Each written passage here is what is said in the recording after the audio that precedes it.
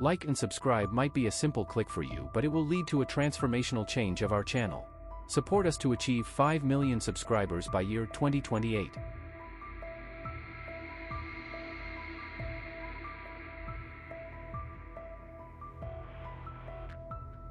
In 1975, Jean Grey is riding in a car with her parents. Her mother is driving and listening to classical music, which Jean dislikes, and she requests to change the station. Her mother compromises by saying that when Jean is older and has her own car, she can play whatever music she wants, but this doesn't satisfy Jean. Using her telekinetic abilities, Jean changes the channel a few times, but things spiral out of control when she loses grip on her powers, causing a crash with another vehicle.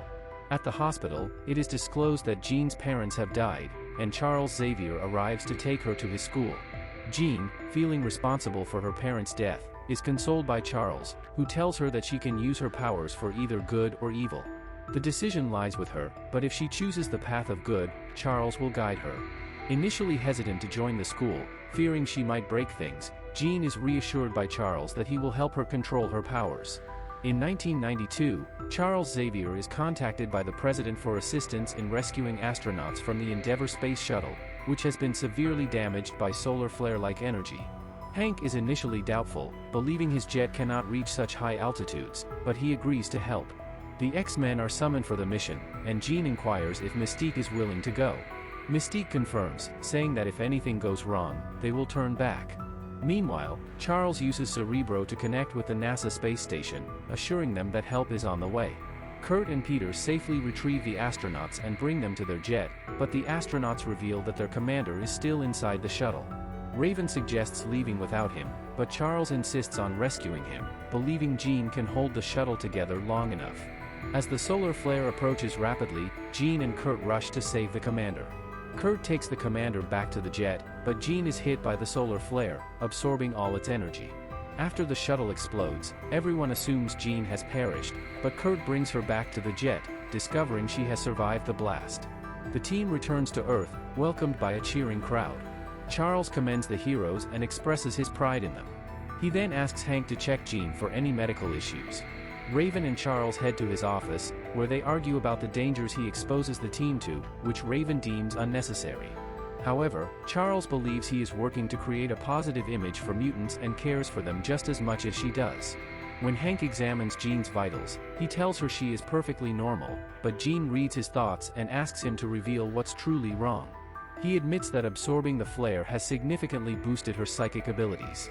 That evening, a party is held at the school to celebrate the team's success, attended by everyone except Hank, Raven, and Charles. The president invites Charles to a special event to honor his and his team's efforts. Initially, Jean enjoys the celebration, but suddenly, a mental block placed by Charles is shattered by her enhanced powers, leaving her distressed.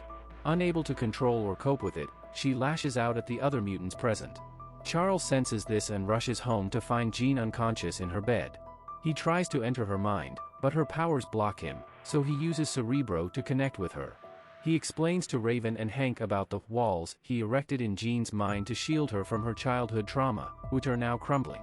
During this, Jean forces Charles out of her head and wakes up.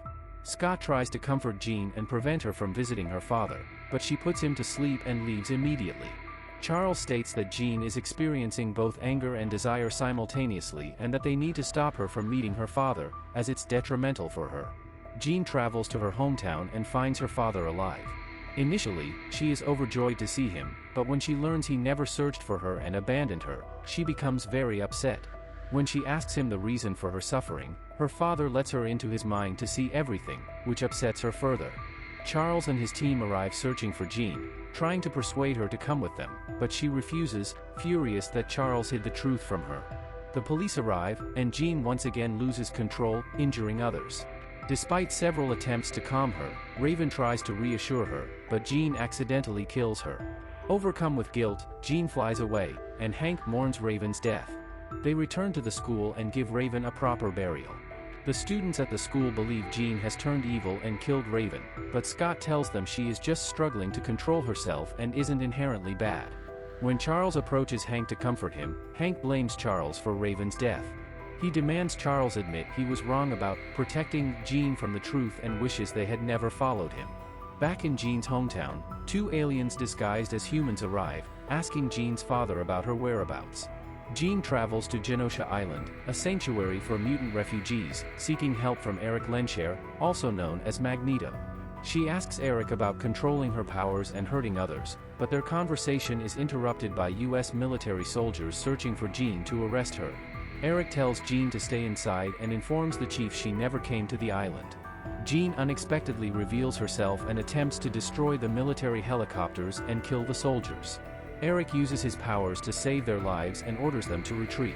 When Jean asks for his help again, he refuses and tells her to leave. Feeling dejected, Jean goes to a bar, where she is approached by a woman named Vuk, who is actually an alien leader of the D'Bari race. Vuk tries to manipulate Jean by telling her she is special and possesses unimaginable power. Scott can't find Hank in the classroom or his quarters and informs Charles.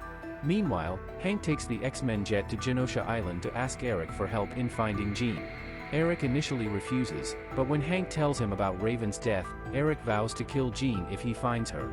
Vuk takes Jean to her hideout and shows her the immense power of the flare within her, explaining that it is both the creator of worlds and the destroyer of her race. She tells Jean that she is destined to become a galactic force greater than anyone could imagine. Eric tracks Jean to New York, and Charles learns of his plan to kill her. Charles asks Scott to accompany him to save Jean, but Scott enlists the help of the entire team. Eric, Hank, and their group march towards Jean, but Charles tries to stop them, warning that their current rights as mutants could be destroyed because of this conflict. Eric ignores him and continues the hunt. A fight breaks out between the two groups. After a struggle, Eric manages to get inside the building where he finds Jean, who has been manipulated by Vuk. He tries to kill her but fails, and Jean demonstrates her power by throwing him out of the building. Charles asks Kurt to teleport him inside to see Jean. Charles explains to Jean that she is still good inside, despite what she believes. He lets Jean into his mind to see past memories, leaving her remorseful. Jean tells Vuk she can't continue and asks Vuk to take the power from her. Vuk's true intentions are revealed when she nearly kills Jean to obtain the power for herself, stating that others' lives mean nothing to her, and her race will thrive on Earth, replacing humans and mutants. In the midst of the chaos, the US military intervenes, capturing all the mutants except Vuk and placing them on a train headed to a mutant containment facility. On the train, Charles admits that it was his fault for lying to Jean about her past but insists he never gave her the powers that caused harm. He also warns that Vuk will come for Jean and kill her, and the killing won't stop there. The train is attacked by Vuk and her forces. Eric and Charles warn the soldiers that the attackers are not mutants and suggest they need help from the mutants, but the soldiers initially reject their advice. A soldier eventually unlocks the restraints on the mutants, and they team up to fight off the aliens. Scott takes Charles to Jean to wake her up. When most of the D'Bari are defeated, Vuk steps in and takes out the mutants one by one. Xavier communicates with Jean within his mind, allowing her to gain control of the power within her, and she wakes up, vowing to protect her family. Jean effortlessly defeats the remaining Bari, and Vuk approaches her to take her powers. Jean realizes that if she kills Vuk, everyone else will also disintegrate, so she decides to take Vuk into space to end her once and for all. Jean disappears, and an explosion lights up the sky, forming a burning phoenix. The Xavier School for Gifted Youngsters is renamed Jean Grey School for Gifted Youngsters, with Hank becoming the new dean. Charles finally retires and settles in Paris. Eric visits Charles and invites him to play a game of chess, which Xavier reluctantly agrees to. In the end, a burning phoenix is seen flying in the sky, possibly implying that Jean is still alive. Make sure to subscribe and hit the notification button so that you don't miss any of our video updates.